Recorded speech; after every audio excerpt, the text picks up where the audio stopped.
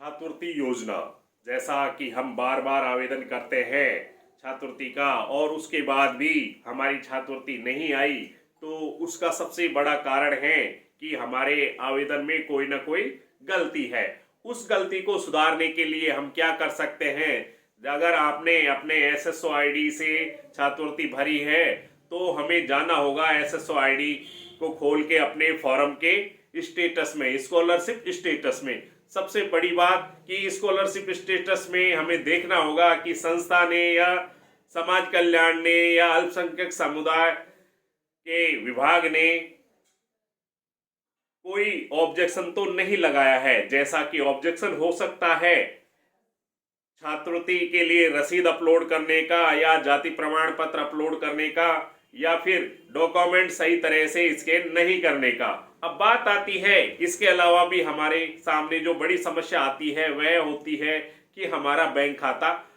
चालू है या नहीं है। जैसा कि पहले मैंने बताया कि अगर आपने डॉक्यूमेंट सही अपलोड नहीं किए हैं तो उन डॉक्यूमेंट्स को आप अपलोड करके पुनः अपने फॉर्म को सबमिट कर सकते हैं। इसके अलावा बैंक खाता अगर चालू नहीं है तो क्या है, आज ही अपना बैंक खाता पैसे जमा करके देखें। 100, 200, 500 जो भी आप जमा कर सकते हैं, जिससे क्या है आपको पता पड़ जाएगा कि आपके बैंक खाते में पैसा जमा हो रहा है और निकल भी रहा है। तो आप कंफर्म हो जाएंगे कि आपका बैंक खाता चालू है, जिससे क्या है कि आपका स्कॉलरशिप बैंक खाते में डाला जाता है तो वह आपके खाते में डल जाएगा। और अगर आपका बैंक खाता लॉक हो गया है या गलत नंबर है तो आपके स्टेटस में लिखा आएगा कि आपका बैंक खाता गलत है। अब बात आती है कि जैसा कि जन आधार कार्ड में आपका बैंक खाता अपडेट नहीं है या आय प्रमाण पत्र अपडेट नहीं है तो भी आपकी छात्रवृत्ति रोकी जा सकती है।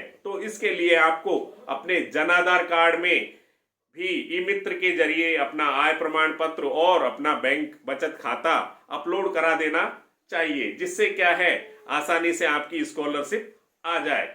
और अब आप सोच रहे हैं कि हमारे सारे चीज सही हो रहे हैं, पेमेंट सक्सेसफुल का भी मैसेज आ रहा है, फॉरवर्ड किया जा रहा है, तो अब भी हमारी छात्रवृत्ति नहीं आई है, तो मैं बताना चाह रहा हूं कि आपके स्टेटस में अगर फॉर्म में दिखा रहा है कि सक्सेसफुल, तो आपकी छात्रवृत्ति पास कर दी गई है। अब चूंकि विभाग विशेष के पास बजट उपलब्ध नहीं है, तो जैसे ही बजट आता है तो आपके खाते में स्कॉलरशिप डाल दी जाती है और आपके स्कॉलरशिप स्टेटस में लिखा आता है स्कॉलरशिप डिसबर्स्ड, जिसका मतलब होता है कि आपके खाते में डाल दी गई है। और इसके अलावा एक विशेष रूप से बात है जो मैं बता रहा हूं कि स्कॉलरशिप के खाता नहीं संलग्न किया है तो आपके अगर जन आधार कार्ड में अपनी परिवार की मुखिया, माता या दादी या कोई भी महिला का खाता जुड़ा हुआ है तो स्कॉलरशिप उसमें भी शिफ्ट हो जाती है।